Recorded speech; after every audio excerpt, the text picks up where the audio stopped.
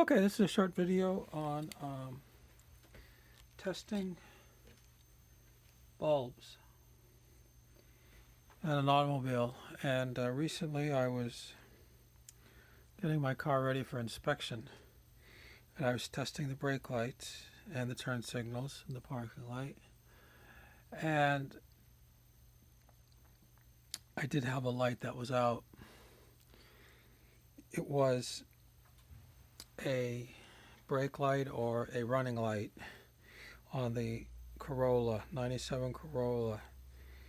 The brake slash running light uses a 1157 bulb, dual filament.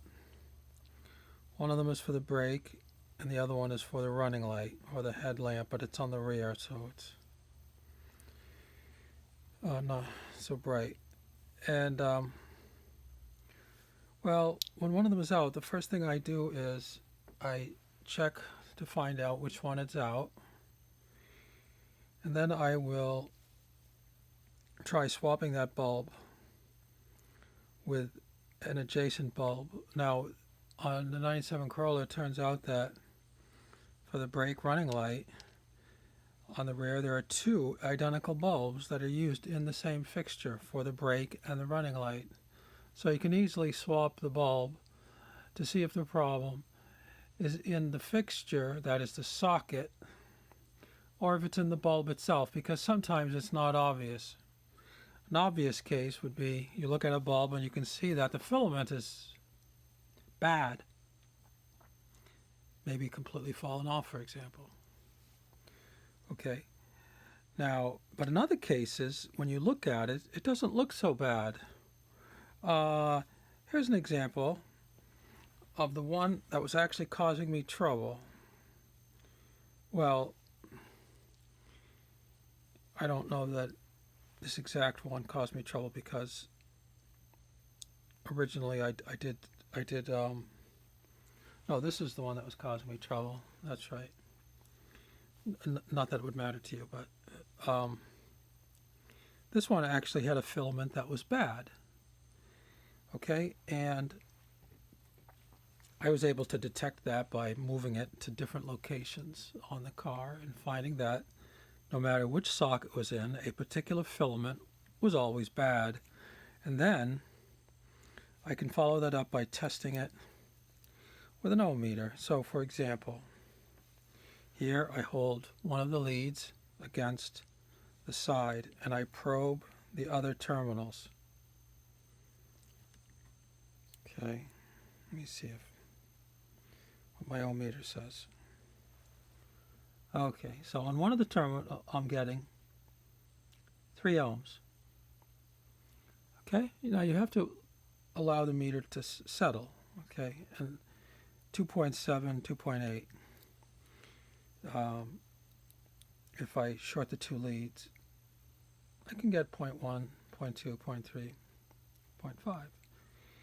You do have to wait a little while for the meter to settle. The first reading is not accurate, okay, especially when it's auto ranging. Okay, it needs some time. Now, what happens here is there's one filament in here, which is about 1 ohm, and another which is about 3 ohms. And on this particular bulb, the 1 ohm filament is open. That's why it's reading overload, okay? And I was able to verify that. Now, I can't verify that visually, because when I actually look at that filament, that is the 1 ohm filament. Now, the 1 ohm filament is going to be the thicker one, okay? Because that's the one that's for the brake, and it's brighter. It has a lower resistance. The resistance you read on the meter is not the resistance that it will finally show when it's heated up. Okay, the resistance is much higher. But you can still see that these two filaments are not the same. The brake light is brighter and the running light is dimmer. And in my opinion, it's the thicker one that's the brake light. Okay, I actually haven't verified that. It's not that hard to verify if you simply take the lens cover off when it's actually on the car, put your foot on the brake, and look at which one. I just can't remember which one it was. Okay, turns out that's not so important for this test. What's important is I have used the ohmmeter to verify that one of these filaments is out. Visually, I can look at this under a magnifying glass. I still can't see that it's out, but I know that it's bad. So I assume that there's a crack in the filament at a certain point, and it's just non-visible even under magnification. I can't find where it is. I don't really need to, so I put it aside. Okay, now, while I replaced that bulb with a good bulb, and as I was continuing the testing, I noticed something else unusual. Now, some of the bulbs weren't exactly in the same spot because I had tried moving some of them around, but as I was doing the test, I noticed that when I turned on the headlights to check the parking lights, that the brake light was coming on. The high brake light and the low brake lights. And if you check on the internet, you'll see this is not that an unusual circumstance. Brake light and headlight coming on at the same time. And it was pretty obvious. Well, not at first. Nothing was obvious at first, but it seemed that it was related to the bulbs because those are the things that I had been playing with. Okay? But exactly what it was, I wasn't sure. So I started taking out the bulbs one at a time until I found out this was the one that was causing the problem. When this one was out, I was no longer getting that problem. So then I went to see if I could actually find what was the issue with this bulb. Visually, I don't see a problem. When I ohm it out, I actually don't see a problem. When I ohm it out, I get... let's see what I'm getting right now. Okay, I'm actually getting a problem on one filament right now, but let's see if that's actually correct.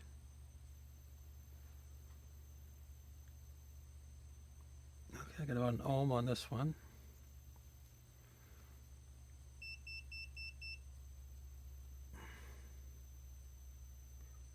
And the other one's getting me 2.7. So this is actually passing right now, 2.7 and 1. That's the normal reading. But I did notice something unusual about this bulb. Now, a couple of things you can notice unusual about the bulbs. Number one, a bulb after it's used very frequently will have a black shadow on a certain portion, and that is a sign of a bulb that maybe has gone bad. But all the bulbs will do that even before they go bad. Another thing to notice is that the contacts are very often very badly disfigured, okay? A good contact on a brand new one will look like nice hemispherical dome, and you can imagine that that will give you a good contact, presumably due to the heat that these operate under.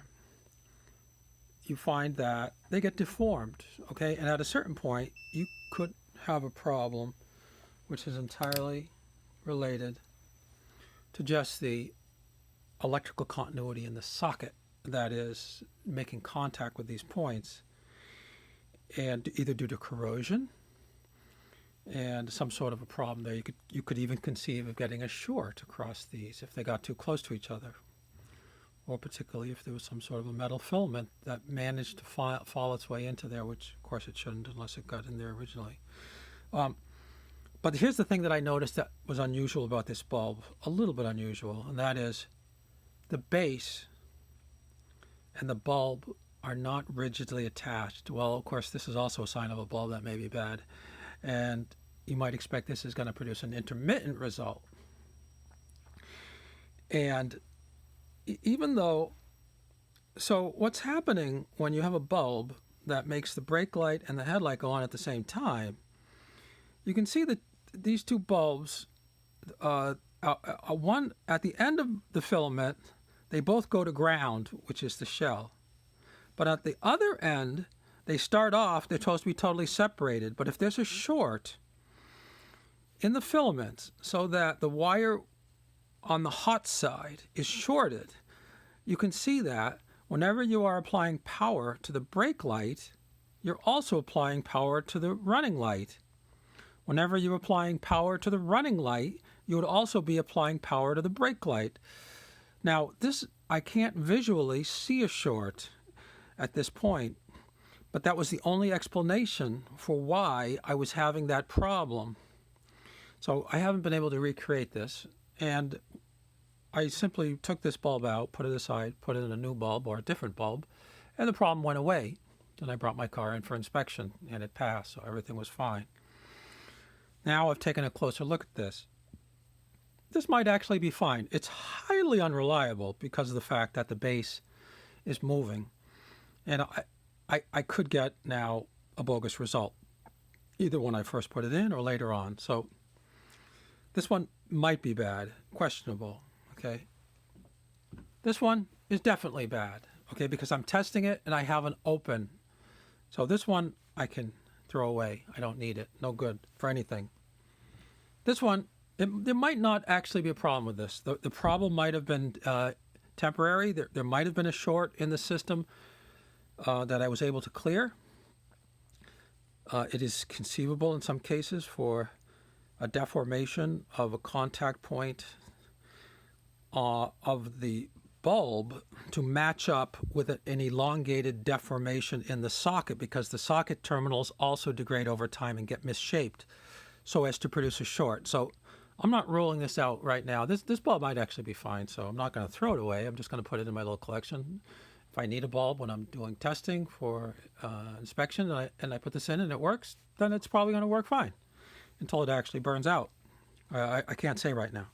Okay, so that's just a little bit of issue on testing dual filament bulbs and a little bit of explanation for this condition. Brake light and headlight come on at the same time. Thanks.